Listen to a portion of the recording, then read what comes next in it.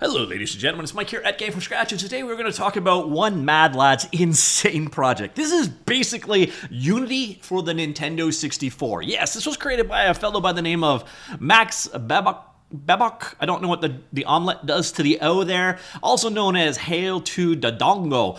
This is called, I'm going to call it Pyrite64, even though yar, I think it has a different pronunciation.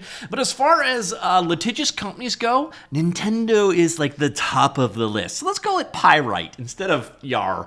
Because, again, when it comes to a company being an absolute scumbag on takedown notices, etc. on YouTube, yeah.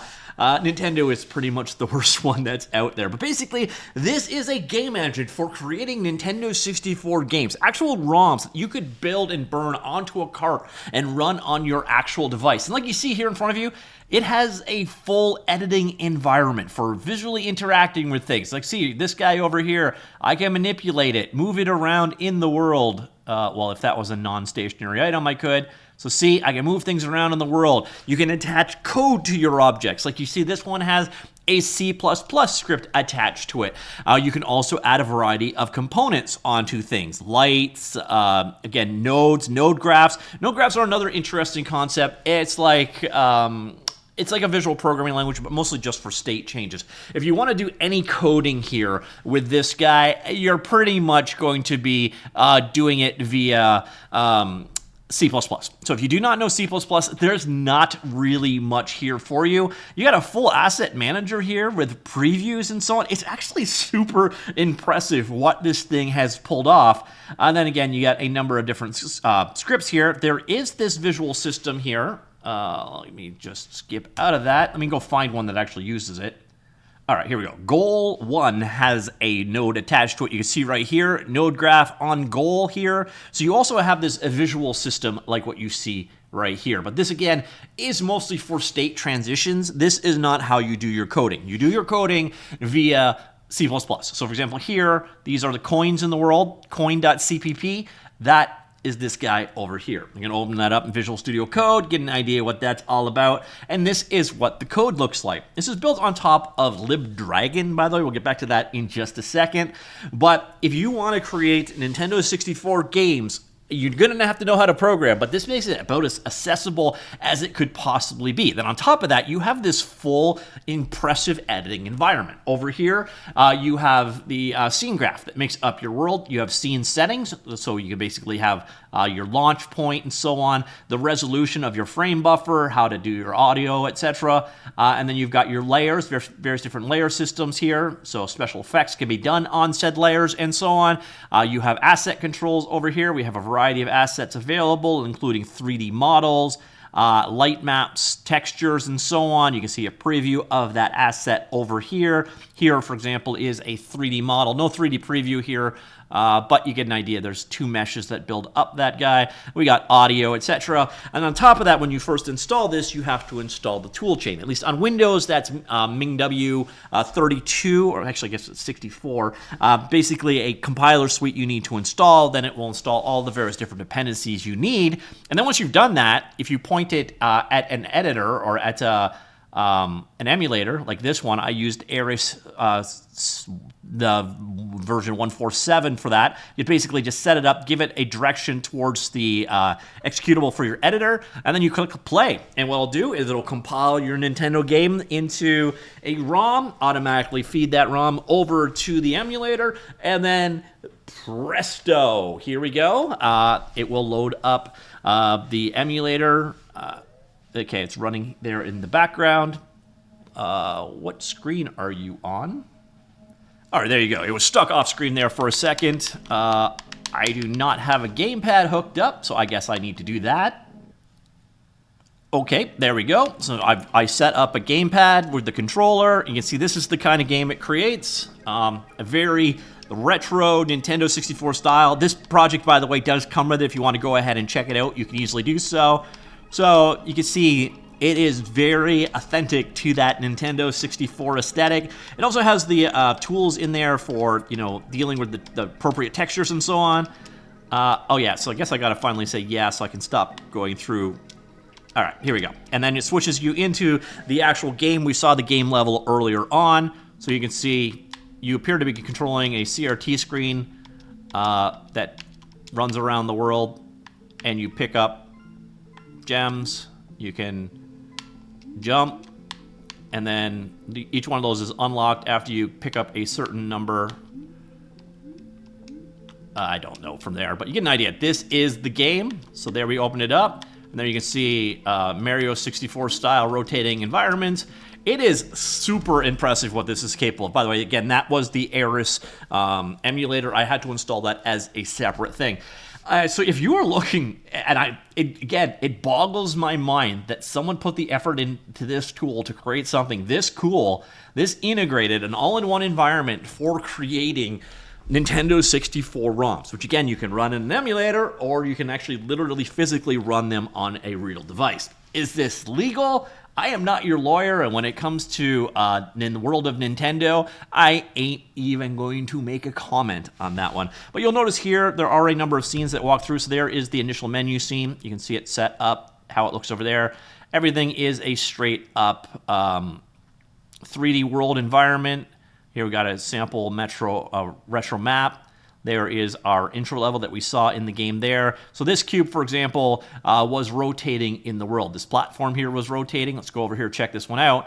And then what you're going to notice here, it's got rotate animation.cpp set to it. That has properties exposed out to the editor. Again, just like what you would have dealing with something like a Unity editor, all of those settings are there. And then, of course, you can go ahead and that code will you literally just attach it like that. Code can be edited in any kind of code editor that you wish. Once again, just go on over here on rotate. We'll go over here. So that's rotate anim, I believe that was. Yeah, so you check that one out.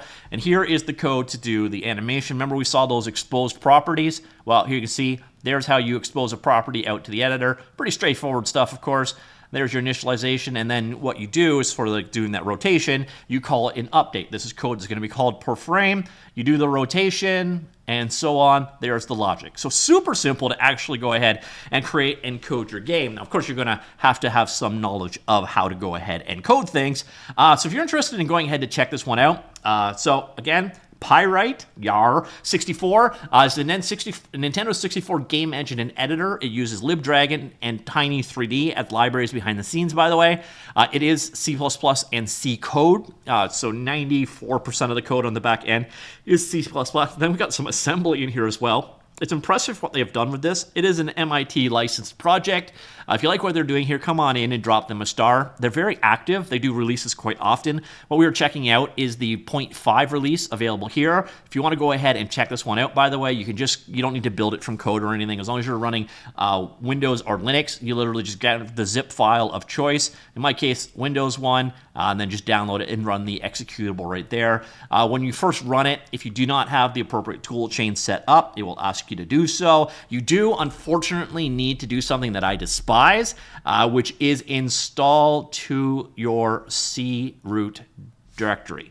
So MSys64 needs to be in C:/ there. I've actually already got it installed here into my dev folder. I hate cluttering things into my root. Ideally, I would have nothing here, but this is forced. Just one of those things to be aware of.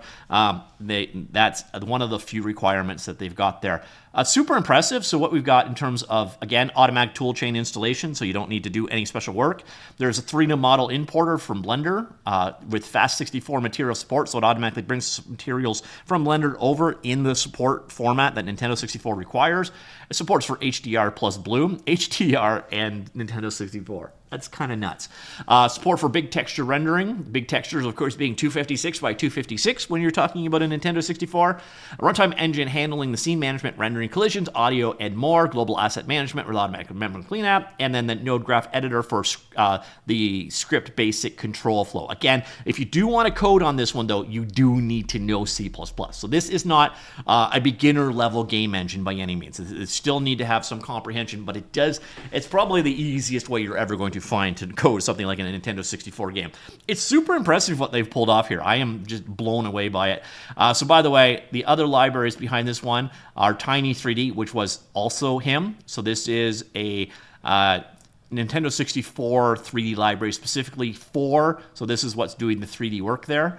And then on top of that, you have libdragon, which is from another person, and this is an open source library specifically for Nintendo 64 development. So those are the two libraries that this builds on top of. If you want to do things yourself, and you just want to do things from code, you could go ahead and check out libdragon. It is a library specifically for creating Nintendo 64 style games.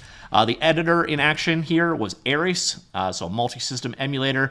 They do support one other as well. By the way, if you're looking for similar experiences to Pyrite64 YAR, you've also got Game Boy Studio out there, probably the most famous one. This is so much more beginner friendly though. You don't need to know C++ or anything, but if you want to generate actual Game Boy ROMs, you can do so using GB Studio.